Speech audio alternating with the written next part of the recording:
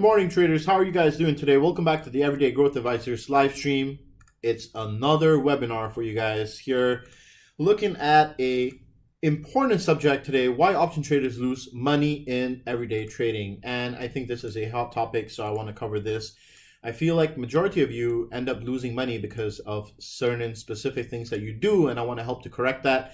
This is my way of giving back to the community. For people who cannot attend the EGA mentorship course, I like to provide some bite-sized pieces that you guys can have a look at or hear so that you can improve your trading career and go on to your success of financial freedom.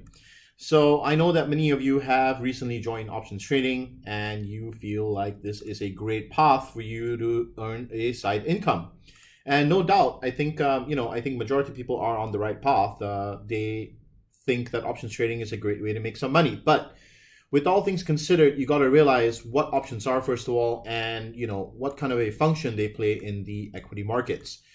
So the first most common mistakes that people make are the fact that they think that options are a leveraged product, where you can kind of put in $500 here and then buy a 172 call and then write it up, and then voila, your 500 turns into $1,000. And then all of a sudden, you're a rich man, right? Well, yes and no. You need to realize that the first thing is that options are derivatives, okay? Derivatives. And what are they derived from? They're derived from stocks, okay? So this is a contract that depends on the stock price, okay? The stock price is what dictates the options price.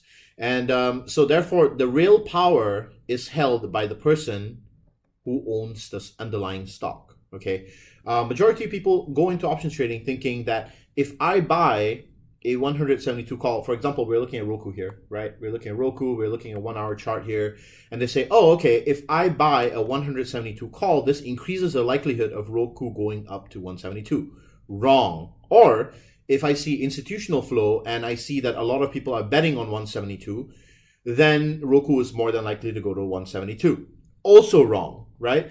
The idea is that the options contract does not dictate the price of the underlying. It is just an instrument that you can use for risk management, okay? And I go over this extensively on how you can manage your risk and use options to magnify your income or, hedge against certain risks in the mentorship course. That is something that, if you want to learn more about, you can explore that idea, right? We have the mentorship course for the intermediate course signing up on this weekend, 9/12. Make sure you guys have your alarm set at 12 p.m. Eastern time if you want to attend that one. It is absolutely a important a course. If you have taken the beginner course and you would like to further improve and enhance your risk mitigation skills, I highly recommend you attending that one, okay? So today's webinar is going to be solely concentrated on explaining to you, first of all, why option traders fail, okay? And the main thing is that you got to realize that the reason why they fail is because they don't behave or they don't understand how institutions are trading. So the best way is learn how institutions trade, and then after that, you can know where the pitfalls are. Okay, so I'm going to use Roku as an example here because I think it plays out as a good example. Okay, Roku in the 1 hour chart here, let's say the past few days, right? We've seen, a rush up to 180 something and then a sell off, right? But what exactly happened here, right? And I mean, I'm assuming a lot of things over here, but I want to show you how institutions would, if they were to screw you out, what they would do to screw you out. Okay, and remember, when you're options trading or stock trading, there's always a winner and there's always a loser. If you're winning, there's somebody who's losing. And if you're losing, there's somebody who's winning. So there is a sum game here where you have to realize that there's somebody who's either winning or somebody who's losing, okay? Great. So we're going to start off here. And what I'm going to explain here is first the process at which institutions, they trap you, okay? Usually what you would see is, a stock trading sideways, and then they go on trading sideways for a little bit. After a while, what would happen is you would see a bunch of volume come in, right? And you don't know whether this is bullish or bearish volume just by looking at the 1 hour chart. You would have to go zero in on the 5-minute chart, look at OBV. Is it pointing up or down? What's going on there, right? In this specific case, you see, okay, a bunch of volume came in, and let's say this is how institutions will try to trap you, right? So they start buying a whole bunch of shares here, and the stock price starts to go up, right?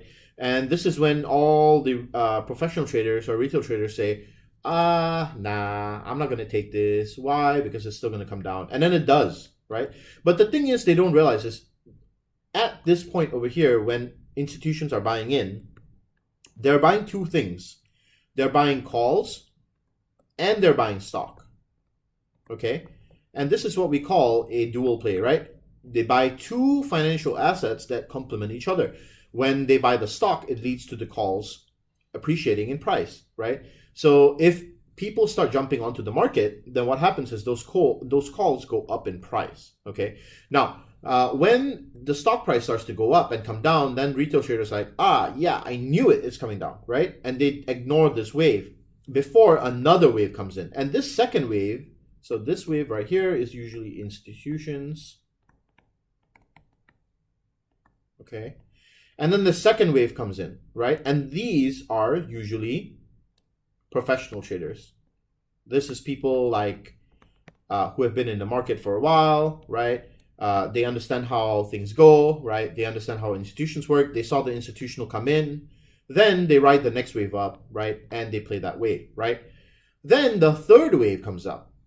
And on the second wave, retail traders still stay out of the equation. Why? Because they say, oh, nah, I think it's going to go up further. They wait for a confirmation and they get in on the third wave, right? This is exactly where retail traders get in. Why do they get in? It's because of something called Fomo, right? Fear of missing out. They want to capture on the upside and they buy in right on the top. Why? Because they're like, is it late? Is it late? Is it late? And they don't realize it is indeed late, right? So they get in late, and then what happens? Right over here, somewhere here in this region, is when institutions start to sell said stock positions and options contracts. They don't usually sell the stocks first. What they do is they sell the options contracts first. And when they sell those bought calls, they have bought calls here, right? They bought calls, bought, right? They bought calls. What do they do at this exact point over here? They sell you calls, okay? Because they know that they're about to exit the market. So what do? Instead of capping out their gains, they sell calls here and gain additional income through credit. After this process is complete, what do? They simply unload all the shares that they own. And what does this do? It sends the stock falling down. It is somewhere around here where you ask yourself, why does God hate me? Okay, because this is the moment you realize that you have lost a bunch of money and it's not coming back. Majority of retail traders, what do? They start averaging down somewhere here, right?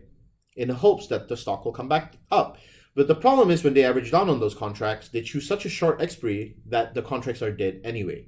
This is the reason why understanding why long expiries with significant time value and least time decay is important for options contracts, because the time value itself can kill you if you buy them at the wrong time. Okay, and so this is a main feature of how institutions really screw you out of the markets. Okay, I hope that it kind of helps you out here, because it's pretty much how majority of people joining the stock market nowadays behave. They see the first wave, they ignore it. They see the second wave, they ignore it. The third wave is where they get in, and this is exactly where they get screwed, right? Because at this point, the institution and the big boys are already out. Somewhere here, they're out, right? They sell the calls and they hold on to the shares, and then the shares get pushed up at retail just a little bit, because retail traders make a very small move in the market, right? And let's say all retail traders bought in at the same time, it would only make a very small move up here, right? And then what do? They sell you calls to the retail traders. They sell those high value calls because the IV is super high, right? The volatility is super high, and they sell the stock. Okay? And through this process, the shares come tumbling down and they make a ton of money both on this side and on this side. Okay, in fact, the cream on the cherry pie is when they sell you those calls, right? Because this is that additional income they receive by just simply selling you those calls when the IV is high. Okay, so this is one simple concept that you guys need to learn, and I think that it's an important thing. So how do you avoid these traps, right? How do you avoid them? The most important thing here is to note that whenever you see the first wave making so you see a consolidation period, you see a breakout, right? A breakout above a resistance here. On the first wave, you confirm that this is now making a higher low. On the second wave, and usually this is done on a shorter time frame, so not a 1 hour chart, but usually a 15-minute chart, okay? And what you would do here is, first of all, make sure that the risk to reward ratio is sound, right? Is there considerable upside here? There was in this case, right? But if you would have waited about 2 waves on a shorter time frame, you would have seen that this was a great entry and exit here, okay? So the first wave being here, right? Second wave, if you would have entered somewhere after this consolidation period here and upon the breakout, right, you could have caught this next wave up. Okay, the idea is, for example, we can use another ticker here. So let's just go over the Beyond and see if there's a setup there, and see how that kind of plays out there, right? This was in a downtrend for a while, and then it started going in an uptrend. And so we got to see, this is, okay, so for example, right, look over here now, right? So this is where Beyond is right now, right? And so you see the breakout now and the consolidation, right? You see the consolidation above, right? If you see that this stock continues to move out, well, above $140 over here, if it consolidates above it and makes consecutively higher highs and higher lows, right, then this would be a simple uptrend. Right? You can see that. So you got to note the trend before it even happens. You cannot react. You have to anticipate what's going on. What more is, you got to understand that it is exactly at this point where institutional flow would have already taken their positions, right? Somewhere down here.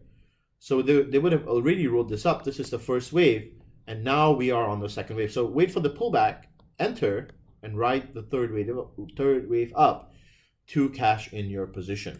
That is generally the idea that you should be going for. Enter on the second wave, because this, and your aim is not to catch the whole wave. Majority of people get something called greedy. Okay, and when you get greedy, that's when it kills you, because you're trying to get the whole piece of the pie. You want everything from the bottom to the top. But the point of the matter is, you should wait for a confirmation.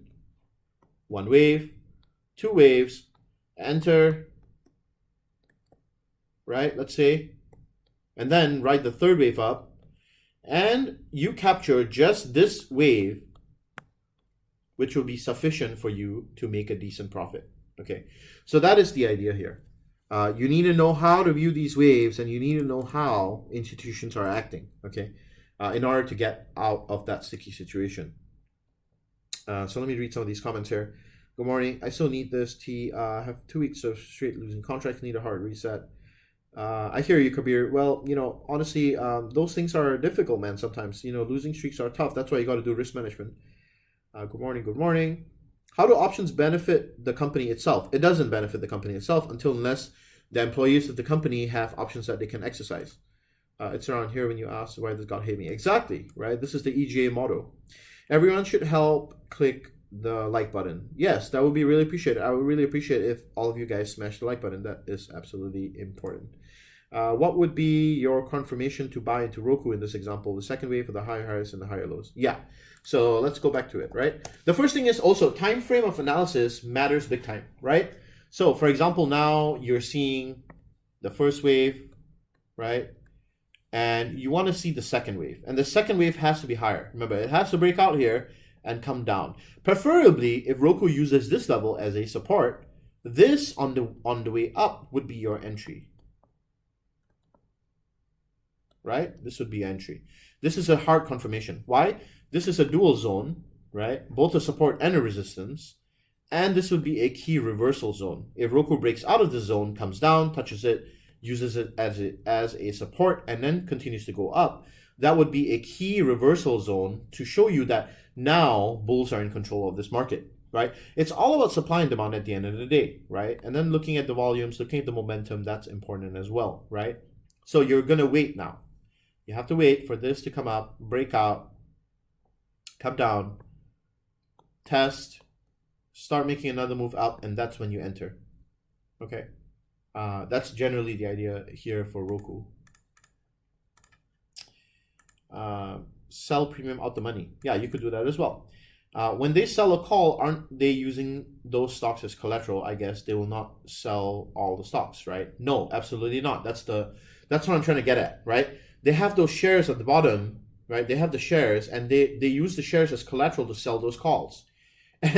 And then right after collecting those premiums, what do? They just simply collect the premiums on those. When the stock price goes down, they sell the shares, and all of a sudden those sold calls now give them a bunch of free money in terms of credit, right? So it's like a win-win situation for them. They know exactly how to play you. They know where you're setting your support and resistances. Don't forget, market makers know exactly where your levels are. For example, if everybody sets a resistance up here, and they set their sell limit order up here, then the market maker sees this, right? Even the institutions see this. They can look at the books. They can see, oh, okay, look, everybody's setting the order here. So let's go, let's break them out and then come down, you know? So you got to be careful of those things. It's very, very important. Okay. So I do appreciate all of you guys coming onto the stream today. It's a relatively short stream. But I'll try to cover more material here. Also, I just want to give you a quick update on the market here. Looking extremely good. As yesterday, we accurately, have been calling for 2 days out. That indeed was the bottom. We're seeing a nice little reversal here. We'll see if we can break above this key level here. On the Nasdaq, 11,500-ish would be the key level here. If we can break out above these 200 moving averages and close above this level today, that will be key for us seeing further upside.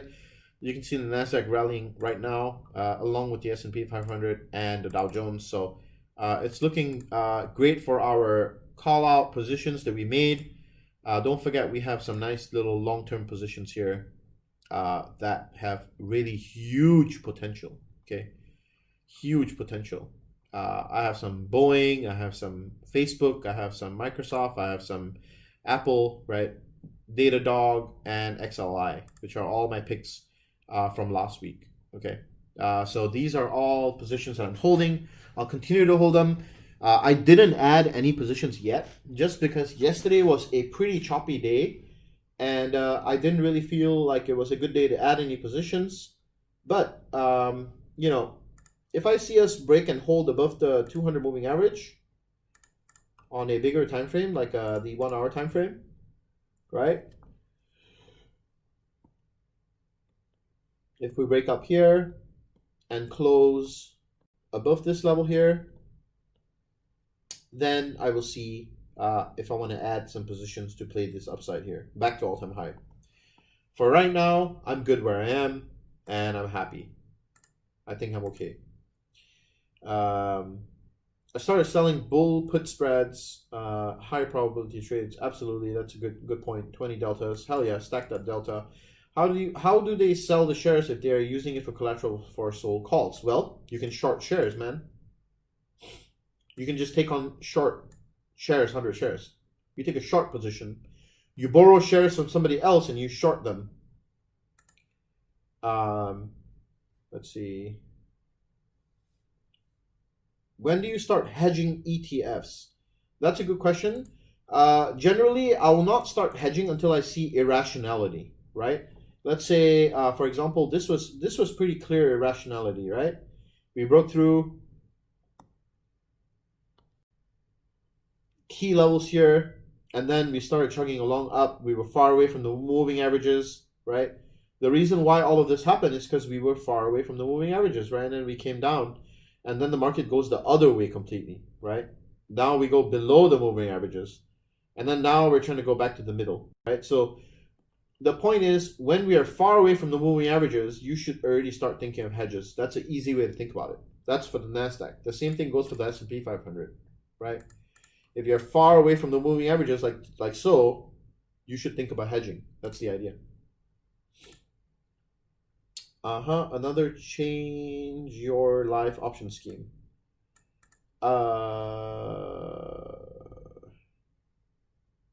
Wait, what? Yeah, I did add Starbucks as well. I added Starbucks as well. That was in here.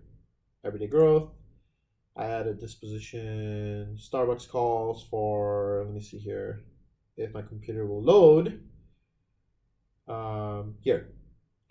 So we added Starbucks from, as we've been covering the whole week from the live stream. We added it yesterday. Starbucks $95 calls for October 16th. I got pretty out the money contracts here. The reason being because I don't know if Starbucks is going to make a big move, but I saw a lot of options flow and I think that it may be possible. So I'm looking to get a nice little IV push here. This is just a starter position, so I'll add more if I see confirmation. For right now, I'm just going to, have a rather safer position here. Let's see. I'm actually in beyond 145, 10, 16. Based on your breakdown, though, I'm assuming we see a pullback soon. Yeah, it might be the case, to be honest. But we can't be sure here. What I do like is for it to break above 140 or 141, that region with good volume, good momentum, then I'm in with beyond. That would be the case for me. Let's see here. If she's making so much, why is she talking to us about it? Mark, I'm not sure what you're talking about, but maybe you can clarify. How far out do you hedge? Can you swing? So hedging is, it depends, right? Hedging, as I covered on the previous live stream on Tuesday, hedging depends on whether you want to do a weekly option or you want to do a monthly option. There are two approaches you can do with that, right? If you take a weekly, I personally like doing monthly at certain times and weekly at certain times. For example, if I'm hedging here in a situation like this, I like to take a monthly out option. Why? Because I don't know exactly how long this wave will take to complete, and then I can get the maximum out of it, right? I also like the time value of having a longer term option. By taking a weekly option, that doesn't allow me to fully capture the time value of this horizon trade, okay? But then if you were expecting like a quick pullback, then I would do a weekly, right? The weekly hedges would be like a day trade hedge. That's the idea. And with weekly options, there's an added benefit. It's the fact that when you do weekly hedges, you can choose a different type of contract every single week, okay? And that's important. Hey T, thoughts on Piton's daily move, earnings after market close? It's looking bullish, but I honestly think that it's going to be a buy the rumor, sell the news kind of thing. So you got to be really careful here. If it is anything, if the news is really priced in and the earnings are not going to be favorable, then Piton's going to drop. That's what I'm going to say. But if indeed, there's something that Piton's not saying that's not in the news that we don't know about, then the stock would keep running. So it could go either way. Earnings are 50-50 either way, man. It's a coin flip.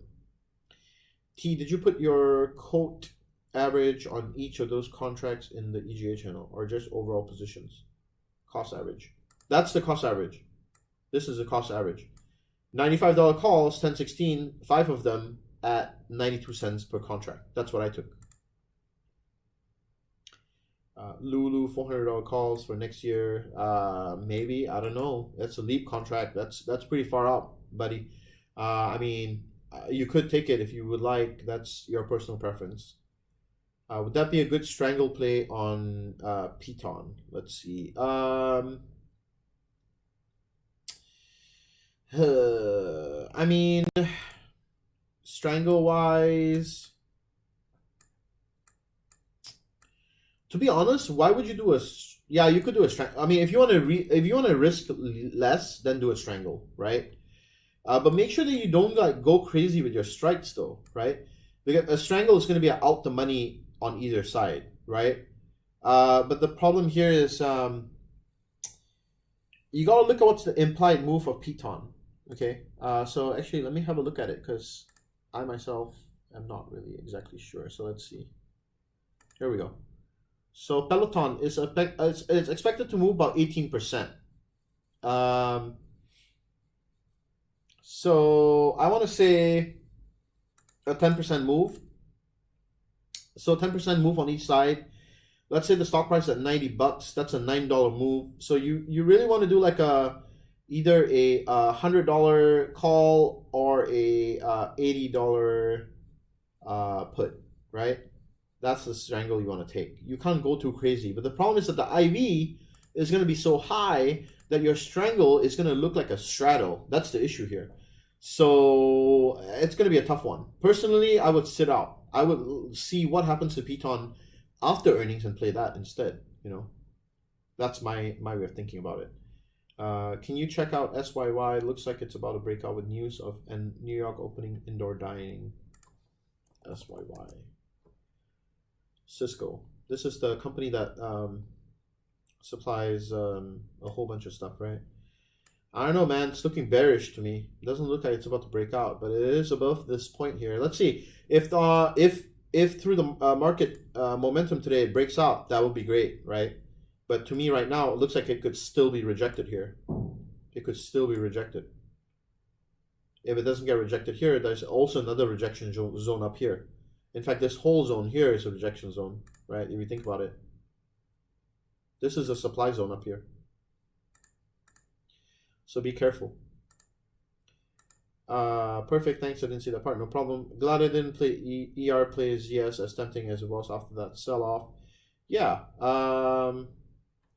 What happened is yes in the end. I didn't actually see what happened.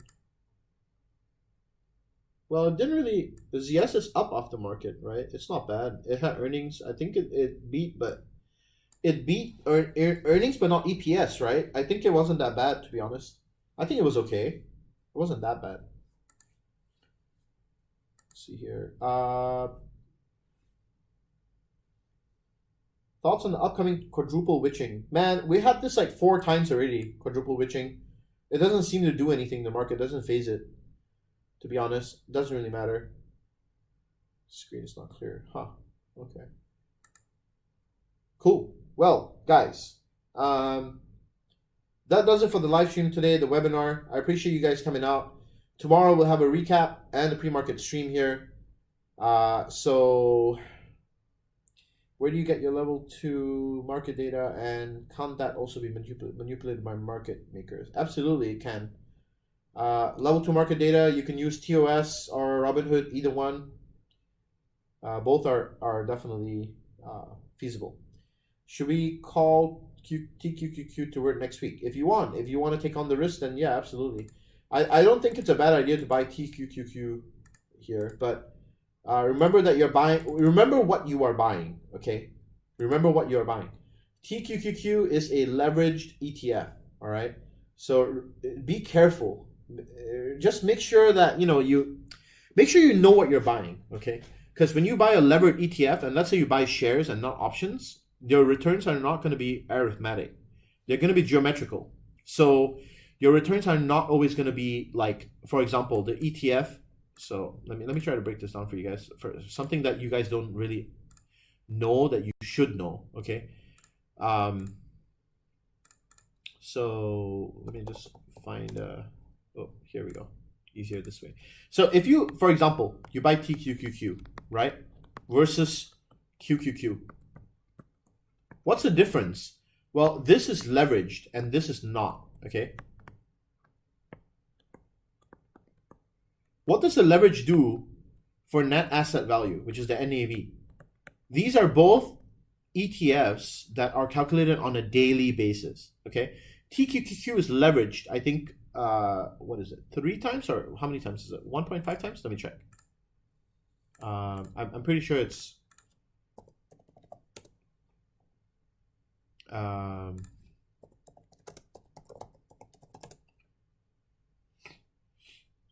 I'm pretty sure it's either 3. Yeah, it's 3 times leverage. Okay, so what does that mean? So when QQQ moves up 1%, this moves up 3%, right? So how do they achieve this? It's by leverage, right?